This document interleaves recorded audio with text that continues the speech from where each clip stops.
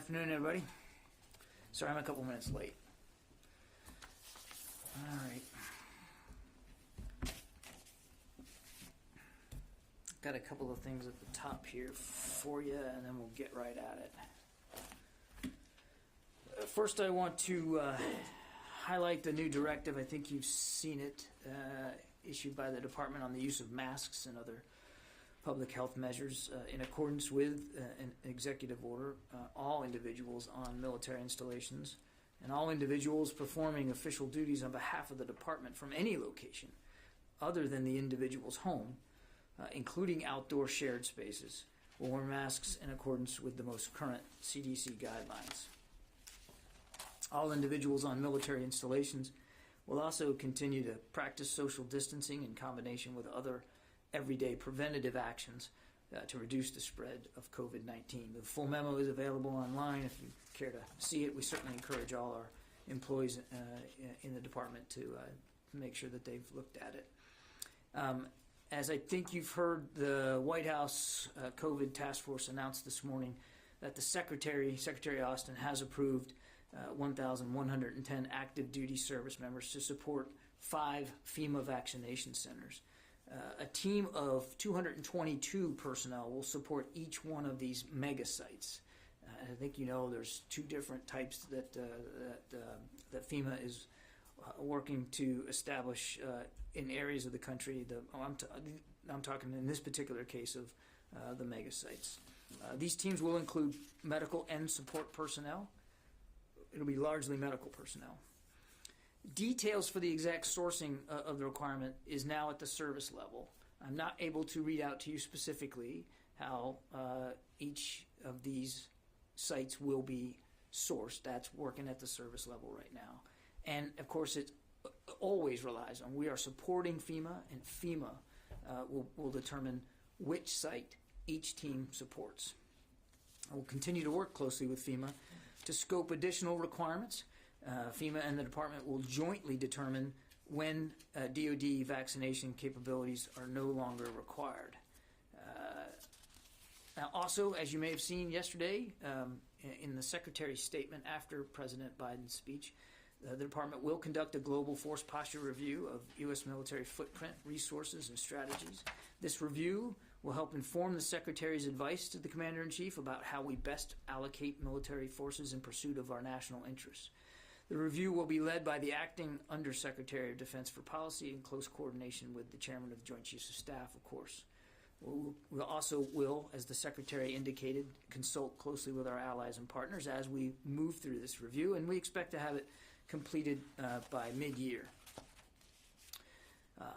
For a couple of readouts. Earlier this morning, Secretary Austin spoke with His Excellency Ashraf Ghani, the President of the Islamic Republic of Afghanistan, to reaffirm the United States' commitment to an enduring U.S.-Afghan partnership.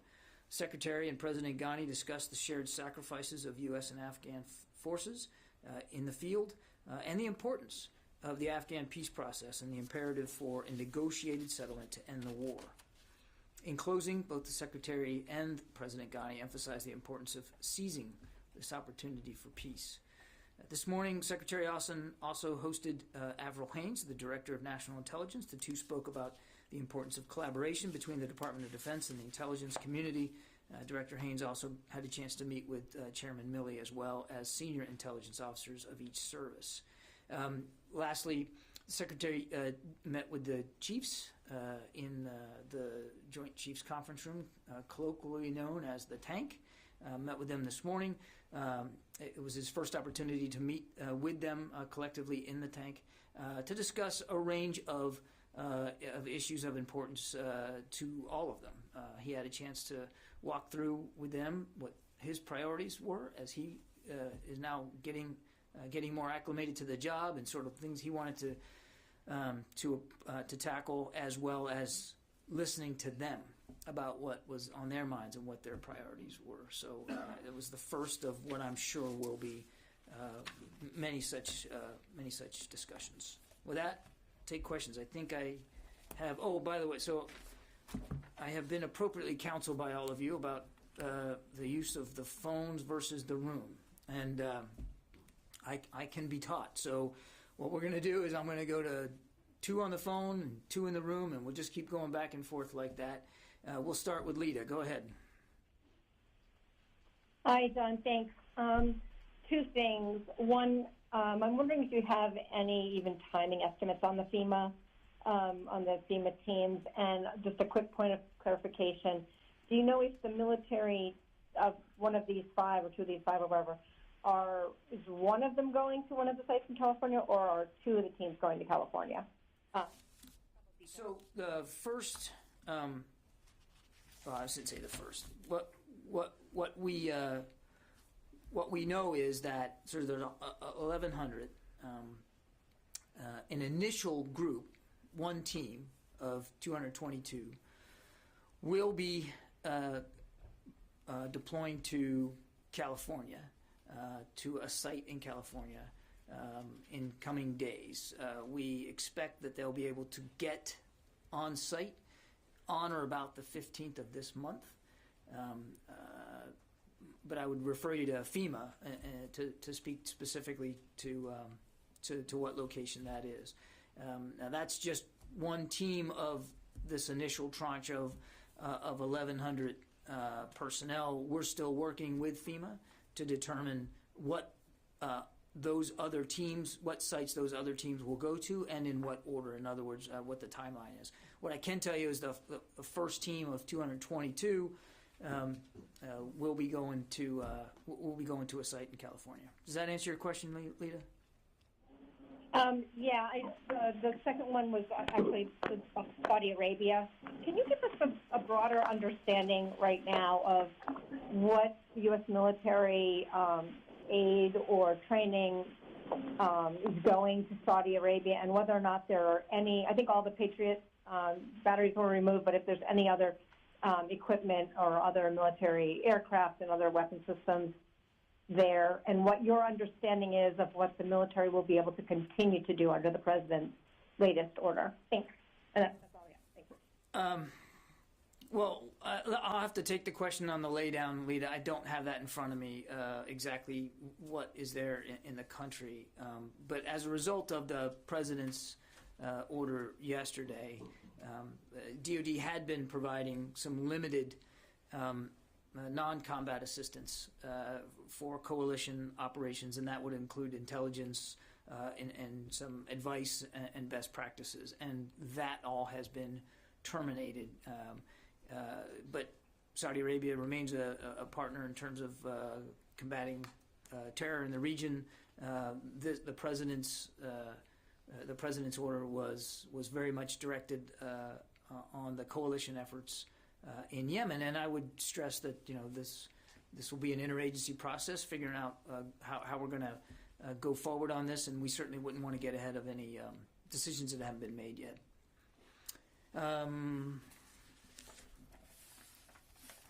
Now I need to put my glasses on. You guys have got to write this in big font from now on. Louis Martinez. Hey, John. Quick question about the global posture review. You said that you expect it to take place or be resolved by mid-year.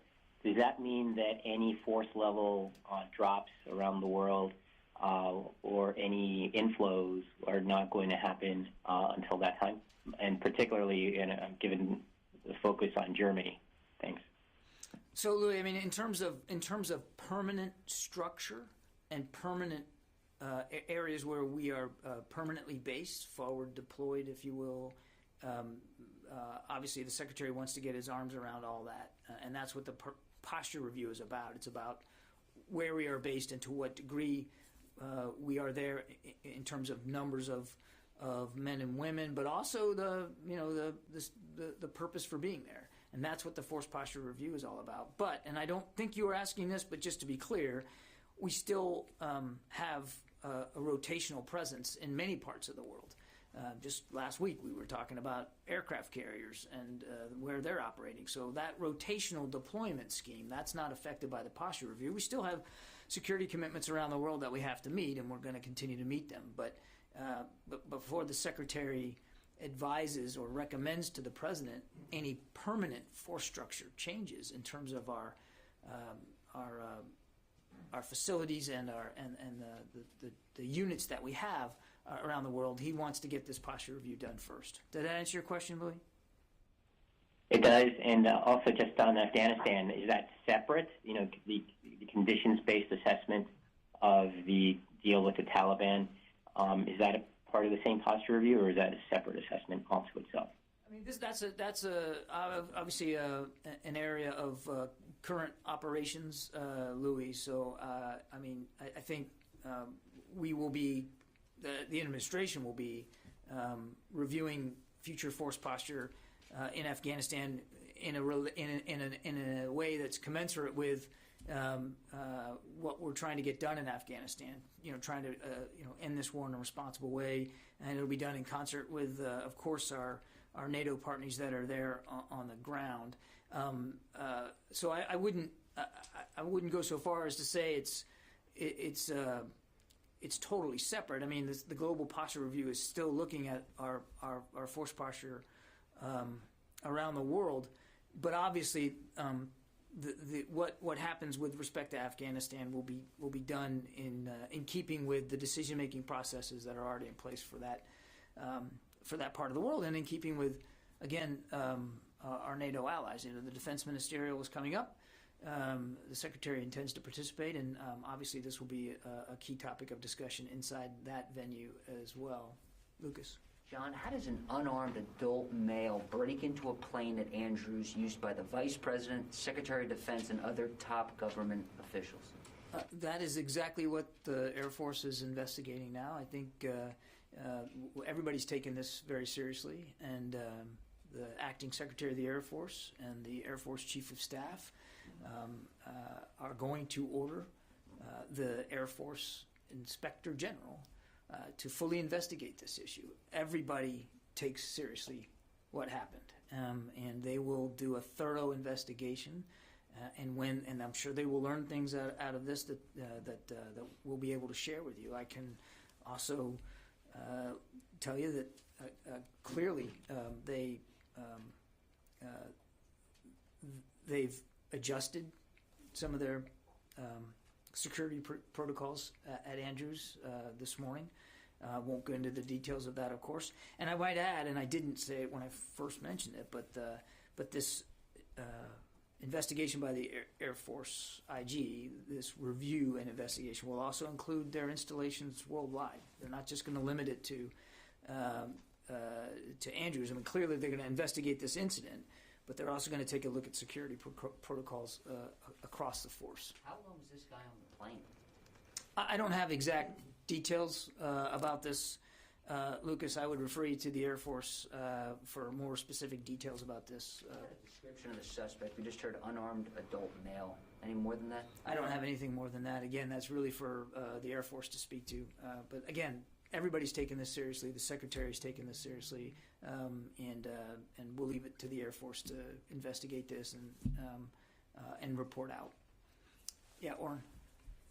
He was arrested on outstanding warrants. Do you know what those warrants were for? And just in terms of, it seems like a pretty big failure or a screw-up, letting this happen and letting him get onto the flight line and onto a C-40.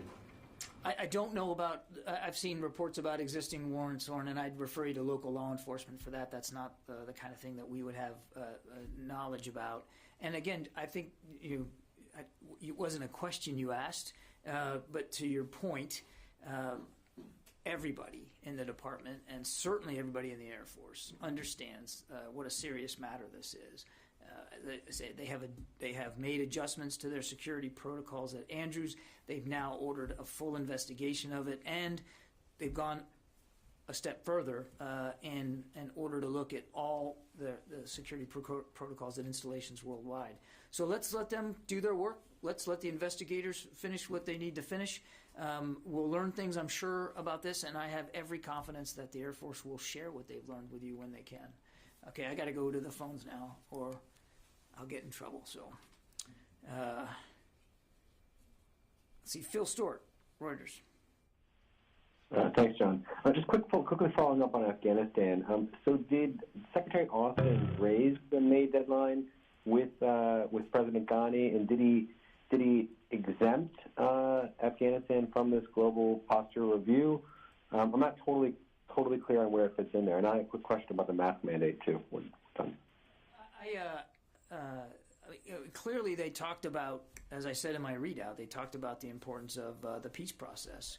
And they talked about the importance of this being Afghan-led. They talked about the enduring commitment that we have to Afghanistan writ large. I won't get into specific discussions, as I said, about force posture because no decisions have been made on force posture at this time. And when I think I don't want you to get hung up or wrapped around the axle on whether Afghanistan is or is not in the global posture review. I mean, we have to, as an administration, we have to decide, and we are reviewing what we're doing in Afghanistan. We're reviewing the Doha Agreement. We're reviewing the compliance with the Doha Agreement. We have recommitted ourselves to a political solution. We don't believe there's a military solution. And that process of review is ongoing. Will it inform or potentially inform the global posture review? Possibly. But I don't think I would not. I don't think it's useful to think of this in a binary way. It's in or it's out. There is an interagency process going on to review what our future is going to look like in Afghanistan. We've already said that while no decisions have been made, that decisions will be conditions-based. And to the degree that work informs the posture review, well, that's to the benefit of the posture review. But I wouldn't try to look at it in such a binary way. Did that answer your question, Phil? Yeah, thanks. And then on the mask mandate, could you just give us a sense of what drove the change in the mask mandate in general? And is there going to be an exception made for all briefers, including yourself? What drove the mask mandate was the President of the United States, who issued an executive order that there was going to be the wearing of masks on all federal properties, and you're on federal property right now. So that's what drove it, was the President's executive order. Although I would hasten to add that the Secretary fully supports that. I have. As my colleague at the White House has, I have a waiver to not use a mask for the purposes of briefing you, to make sure that we're doing it with clarity and concision. So I wore it on the way up here, and I will wear it on the way out and for the rest of the day. But in the act of conducting a press interaction like this, I have been given a waiver not to wear a mask. Let's see. Dan Lamoth. Yes, thanks for your time. Two follow-ups on the stand-down related to extremism. The first one, we've seen these in the past for other issues like sexual assault and suicide, but on a force-wide level, can you provide some context for how frequent they are, maybe other issues where it's come up? And then second follow-up, we've seen a number of critics suggest in the last couple of days that this extremism focus in the military amounts to sort of a political litmus test to root out conservatives. Can you just address that in general? Thanks. Yes, sir. Can I just ask you for clarification on your first question? How frequent are stand-downs? Is that what you're asking, Dan? I'm aware that they're common in general, sort of, within units, within the service, but I'm talking the force-wide, DOD-wide level stand-downs that we're seeing this time. Dan, I will. I'm going to have my staff. We'll take your question technically because it's a good one, and I don't have that kind of data in front of me. I don't even know if it exists. But so let me get back to you on that. But I won't challenge your assertion that they are rare. DoD-wide stand-downs are not something that we do frequently or often, and I think in this case it points to the seriousness with which the Secretary and the leaders here at the Pentagon are taking this particular issue. But I owe you a better answer on frequency. On your second question, the argument that this amounts to some sort of political litmus test, that is absolutely unfounded and untrue. What first of all, we have this isn't sadly is not an issue that we haven't dealt with or tried to deal with in the past. I mean, one of the last instruction that was written on this, and I think I've talked to you about this, was back in 2012, and I assure you that this issue predates 2012. You heard the Secretary himself talk about when he was in command of the 82nd Airborne down in Fort Bragg, an issue they had with skinheads in the unit. And that was when he was a lieutenant colonel back in the mid-'90s. Sadly, this is not something that is new. That said, and as I mentioned the other day, I think the events of January 6th certainly galvanized a sense that it is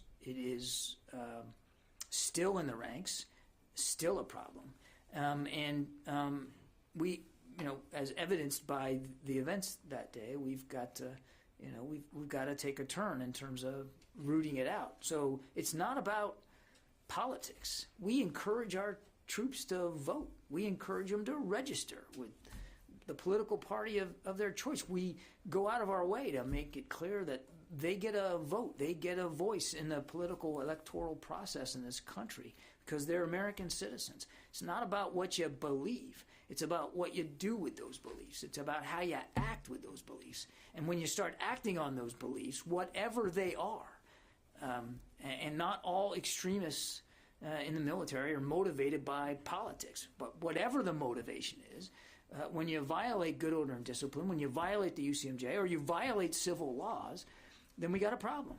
And that's what the Secretary is trying to get after. I will say, and I will say this every single time I get asked about this, because it's really important, the vast, vast majority, the 99.9% of men and women that are serving in the military do so with honor and character and integrity and are upholding our values every single day.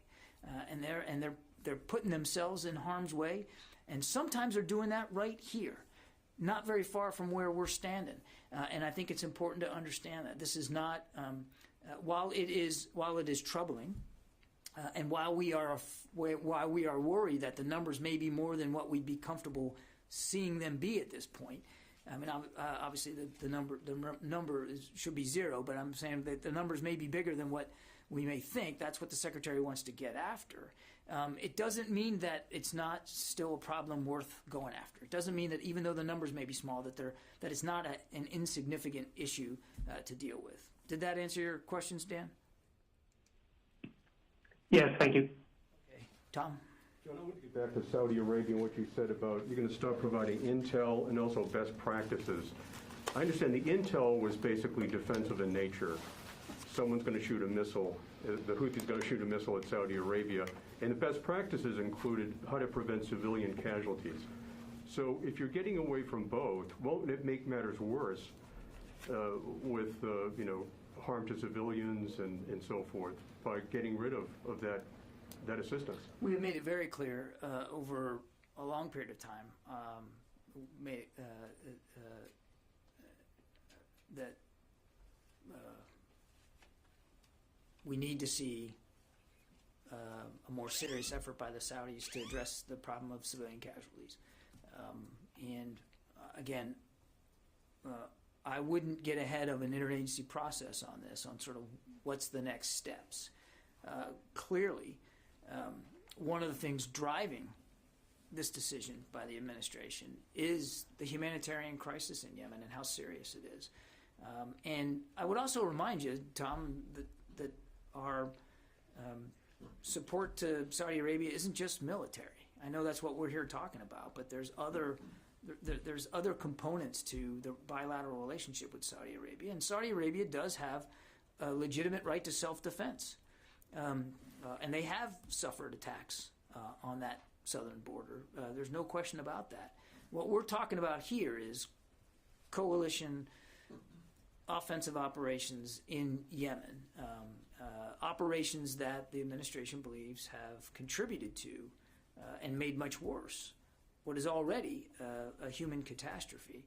And again, I don't want to get into any more specifics other than to say that DOD, we have a role in the president's directive, and we're going to carry that out. We also have a role, and we'll carry out the interagency discussion going forward on this and what the outcomes look like long term. You see how it can make matters worse. If you're not providing assistance on how to prevent civilian casualties and you're not providing specific intel that would help Saudi, they're going to go after this problem anyway. And it could be worse without that key support. Yeah, again, I take the point. I take the point, and everybody's concerned about civilian casualties, and that has been expressed to the Saudis. I don't want to get ahead of future decisions. Laura? So just one follow-up on Yemen, and then I have a different question. So are you saying that you're specifically ending intelligence sharing related to the defense of Saudi Arabia? No, that's not at all what I'm saying. I'm saying it's that's related. My understanding is related to these are related. What we've been doing related to coalition operations inside Yemen. Okay, because my understanding was that was the bulk of the intel sharing that we did. I'm not going to talk about intelligence matters up here, but this is related to coalition operations in Yemen. Okay. Saudi coalition. So we're providing that kind of support previously? We had been providing intel sharing support. For the coalition operations? Yes. Okay. And then my second question is, did Secretary Austin attend the meeting today with the NSC on Iran, and what was discussed? I'm not going to. I think I'd refer you to the White House for readouts of meetings that are hosted and chaired by the NSC. That's not for us to read out here. Did Secretary Austin attend? I'll let the White House speak to NSC meetings and the pace of that. Let me go back to the phones as I promised.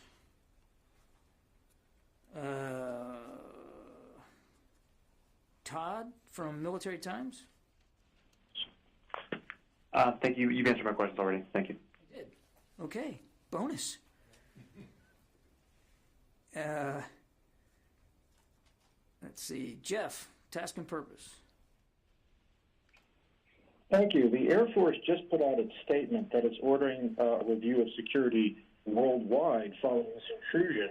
I'm wondering, what is it about this particular incident that warrants some kind of worldwide evaluation when it hasn't happened in past intrusions, like when the security forces airman put 5 rounds through a door because he couldn't open it?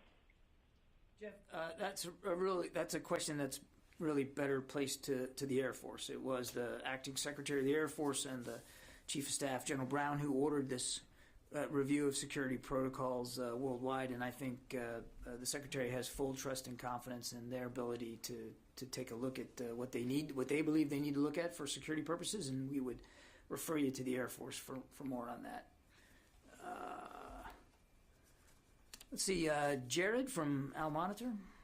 Track how many service members are declining the COVID vaccine, but we've learned there's actually a form, DHA 217, that each service member has to fill out, DHA form 207, indicating whether they have the vaccine or not. Given that, can you give us updated numbers on how many service members have declined? Jeff, I'm sorry, but I only caught the last 5 seconds of that question. So can you repeat it for me? Oh, sure. Previously, we've been told that the Defense Department doesn't track the number of service members who've declined getting the COVID vaccine. We've learned there's actually a form called DHA Form 207 that service members have to fill out, and it indicates whether or not they accepted the vaccine. So given that data is available, can you provide us an update on the number of service members who are refusing to get inoculated? I do not have an update on that, Jeff, and I don't know.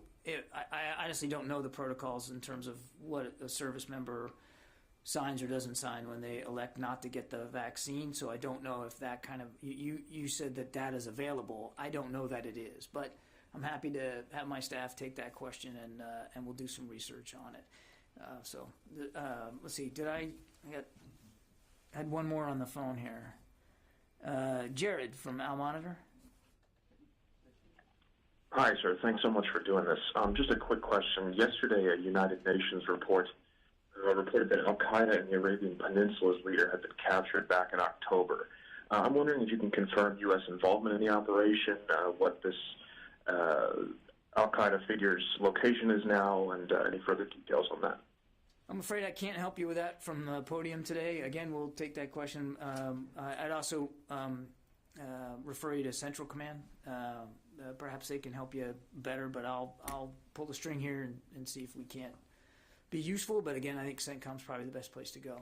Yeah, go ahead. Captain Kirby, I have several questions about transgender military service. I saw the statement the Secretary put out after the executive order, but I thought it lacked clarity and a timeline for both transgender enlistments and the military health system paying for transition-related care and surgeries, just as it would for any other medical procedure. Will you affirm the Pentagon will get to both of those outcomes? Well, I'm not sure I agree with your characterization that it lacked clarity. I mean, it was pretty clear that from the Secretary's statement that if an individual meets all the other fitness and academic requirements to join the military, transgender identity will not be a bar. So it was pretty clear in there that that recruitment and accessions will continue. And he also talked about reversing the decision by the previous administration about not providing associated and appropriate medical assistance and care for those undergoing transition. Now, what does need to be done, and I think I'm getting at the larger part of your question, is, I mean, he gave the department 2 months to come back to him with more specific implementation guidelines and procedures and protocols. This had been started, as you know, in 2016 and then more abruptly stopped in, I think, 2018. I could be wrong about that. So a lot of that muscle memory that had been in place in 2016 was gone, and he wanted to give the department a couple of months to get it back, right? And that's what's going on right now, and I'm sure that once we get that, and we've been able to solidify the recommendations going forward, you'll see us put out what the specific implementation on all the aspects of transgender service are. But what's your expected timeline to get to the end result? I'm sorry? What is your expected timeline to get to the end result? The end result being providing for care, transgender enlistments, and... Again, I would say, in terms of enlistments, that issue's solved.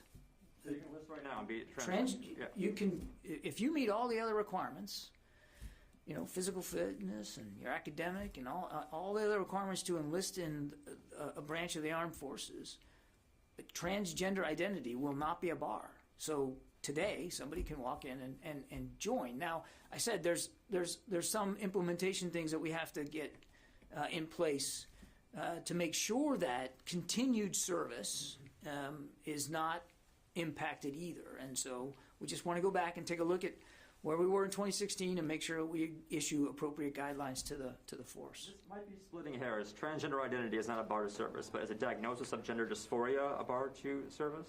No. And then the executive order calls for consultation with the Joint Chiefs in this matter. What kind of weight will the Joint Chiefs have on this as this goes forward? The Joint Chiefs are also service chiefs. They have significant Title X responsibilities to recruit, to retain, to train, to equip. That's by law. They are the service providers to the combatant commanders around the world. So they have a very large vote and a voice with the service secretaries, of course, the civilian oversight, in how these policies will be implemented going forward. Again, we're on our way here, and I think in a couple of months we'll be able to provide more detail. Well, you said vote. That implies that they might be able to vote certain things. No, look, don't read too much into the word vote. What I meant was they have a voice in the policy-making process. They are integral. The service secretaries and the service chiefs are integral to implementing and executing the policies that the secretary has now ordered. And that will happen, and we will consult with them as we move forward, and they will provide their best advice about how to implement. I think you may be getting at this idea that they're going to somehow resist or are not in favor of, or will find a way to, a block or stonewall implementation, and that's just not going to happen. That's just not going to happen. I know somebody wants to move on. I have one last question. Did this issue come up today at all in the tank? And who is spearheading this effort? I'm not going to read out specifics of the discussions between the Secretary and the service chiefs in the tank. But I think I can be wrong about this, so check me. But I think in the memo that the Secretary signed, he put the dot on the Undersecretary of Defense for Personnel and Readiness to lead this 60-day implementation review. Tony? Can you talk about the cost to mobilize the 26,000 National Guardsmen and women to protect us from extremism? What's the going bill right now? I heard it's about $480 million to $500 million. I think the Army put out a number on that. They didn't put out anything. They deferred to you, I guess. I don't think I have that figure here. Let me just check. But I think we can get it to you, Tony. I'd like a breakdown too. I think, well, the public. I'm sure you would. Is that incurred costs, or is that an estimate through April or through how long they're going to be? Yeah. Tony, let me get back to you. Another taking question. I think that's an easy one. I just don't. I don't think. China, USS McCain transit question of did Secretary Austin sign off on the McCain's transit of the Taiwan Strait and then going into the South China Sea, or was that a pre-planned Indo-PACOM exercise? It did not require a specific sign-off by the Secretary of Defense. Okay, thank you. All right, let's go back to the phones. Just to follow up on that, why are you still doing those operations, John? Why are we still doing those? Well, I mean, we have an obligation, have many obligations in the Indo-Pacific sphere. One of them is to, of course, reinforcing and supporting the navigation rights and freedoms of all countries in accordance with international law. And that's why we continue to conduct what we refer to as freedom of navigation operations. These are international waters. And I think it's important, we believe it's important, to demonstrate that we support the idea that these are international waters and that we, like every other nation, has the right to operate, to sail, to fly in international maritime space and airspace. Okay. Jillian. Hi, thank you so much. I do have a question about those mass vaccination centers that were announced today. Do you have any idea where the troops will be coming from? What bases, what installations, what locations around the country? And do you have any idea of, you had mentioned 2 of the 5 will be in California. Where are the other 3 to start out with? So I'd refer you to FEMA for specific locations. What we can say today is that the initial the part of the initial group of 1,110, so roughly around 222, that initial tranche, will be going to a site in California. I would refer you to FEMA to talk specifically about what site that is. And as for what units are represented in this initial group of 200 and where they're coming from, I don't have that information right now. As I said at the outset, the military services are sourcing that right now, and I'm sure when we have more information about that, we should be able to provide it. I don't think that would take very long either. As I said, the goal here is to get this initial team of 200 on site on or about the 15th of the month. So, a little bit more than within 10 days away. Dan. Going back to the earlier question about extremism in the ranks,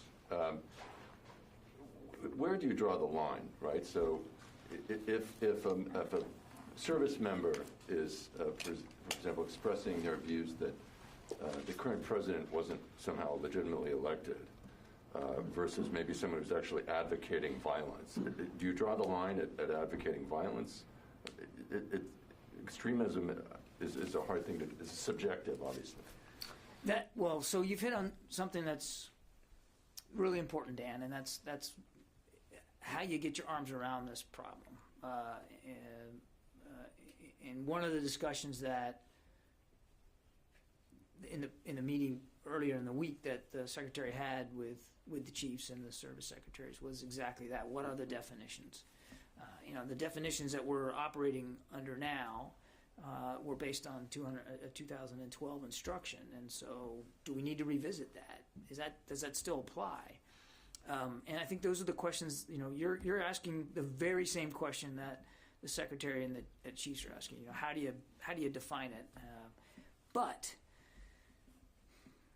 to your other point, Dan, it isn't about what you've internalized. It's how you externalize those beliefs. And when the externalization of those beliefs threatens or does harm, when it affects the good order and discipline of a unit, then it becomes something that leaders have to have accountability measures in place to deal with.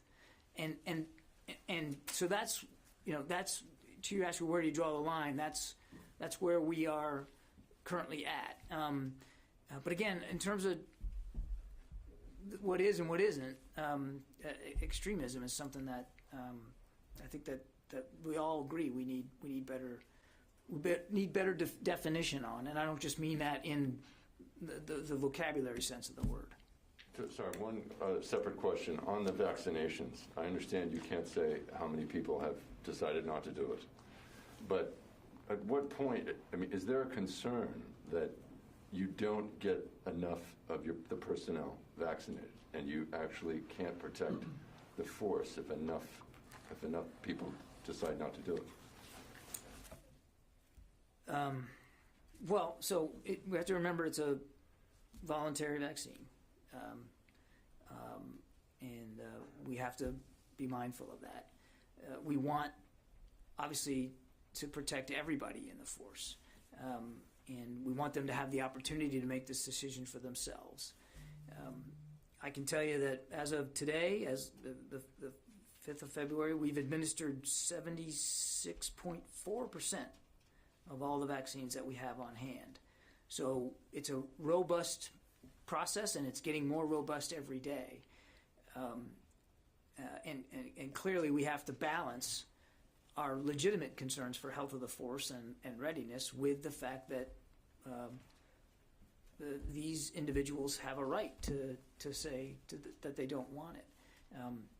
But I'm not a clinician and not a doctor, so I can't tell you that a certain number at a certain percentage all of a sudden gets us there. But we're making a very concerted effort, and as I said, it's getting more refined and better every day. But we're making a very concerted effort to make the vaccines available to as many people in the workforce as we can. So let's do a quick follow-up on extremism. Those 2012 regs you talk about, so you can be a member of one of these groups, right, but not an active member. Is that something you're going to look at, that maybe you shouldn't even be a member of one of these groups? I think it's safe to say that the Secretary wants the leadership here to look at all components of this, and I certainly wouldn't rule that out as one thing that they're thinking about is how do you get your arms around membership in these groups. You're right. Right now, membership is not considered inconsistent with service in the military, and it really is about what you do with that membership. I'm not going to be predictive one way or the other about where this discussion is going, but I think membership in these groups is certainly something that I would expect for them to look at. Yeah. Can you please be more specific about the nature of assistance you'll continue to provide to Saudi Arabia to defend its borders? And second question, what level of cooperation you expect from Saudi Arabia and UAE in the Pentagon's operation against Al-Qaeda in the Arabian Peninsula, of course, in the light of... Right, actually, that's a good point. I mean, I should have said that at the top, that, I mean, the U.S. operations against ISIS and Al-Qaeda will continue, that this decision is not affected by that. I think you're asking the same question Lita asked about the panoply of things that we still cooperate with Saudi Arabia with in terms of a bilateral military-to-military relationship, and I'm just not equipped right now today to answer that, so we'll get it to you just as we promised to get it to Lita. Let me go back to the phones here.